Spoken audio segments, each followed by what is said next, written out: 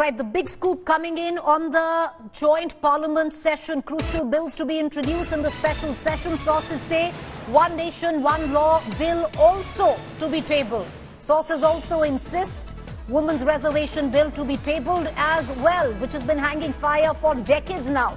Parliament special session from 18th to the 22nd of September. It's all set to be explosive now. 3 bills that could be tectonic when it comes down to India's political, social narrative. Number one, the government is mulling to introduce the One Nation, One Poll bill. That would mean that all elections will take place simultaneously. However, that would require a constitutional amendment, not just as easy as introducing a bill, but the big scoop also coming in that the government is contemplating to introduce the Women Reservation Bill as well as the UCC, One Nation, One Law bill. Quickly cutting across for this news break to my colleague Himanshu joining us. Himanshu, 3 bill जो अगर कह सकते हैं India का political social narrative बदल सकते हैं।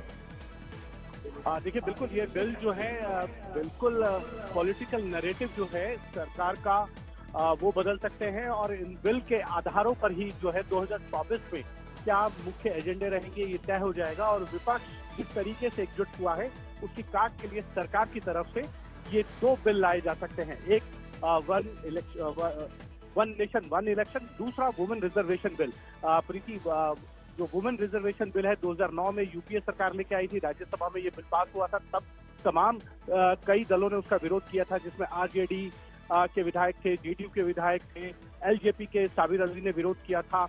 तमाम लोगों ने विरोध जरूर किया था, लेकिन तब भी ये बिल पास हुआ था। लेकिन लोकसभा में खुद कांग्रेस के कई सांसद इस बिल के विरोध में थे और राज्यसभा के अंदर और बीजेपी की भी कई सांसद जो हैं उस वक्त इस बिल के विरोध में थे। तब इस बिल को लोकसभा में नहीं लाया गया था और उसके बाद से ये बिल जो है लाइव जरूर है, लेकिन भी सरकार ने, चाहे वो यूपीए की सरकार हो या पीएम मोदी की, ये दोनों बिलों को जो है वो कभी भी नहीं लेके आई। लेकिन प्रधानमंत्री नरेंद्र मोदी कई फॉर्म से ये बात बोल चुके हैं कि वन नेशन वन इलेक्शन जो है वो होना चाहिए और इसको लेकर खुद चुनाव आयोग ने भी बैठक बुलाई थी, ऑल पार्टी मीटिंग, जिसके अंदर ये कहा था कि सभी पॉलिटिकल पार्टीज को इस पर जो है वो ध्यान देना चाहिए कि किसी तरीके से जो है वो वन नेशन वन इलेक्शन होना चाहिए, जिससे जो है देश का जो समय है वो बर्बाद ना हो और देश जो है वो एक साथ आगे रहे। और सभी असेंबली इलेक्शंस के कारण कई बार जो होता है देश का विकास रुक जाता है। इससे विकास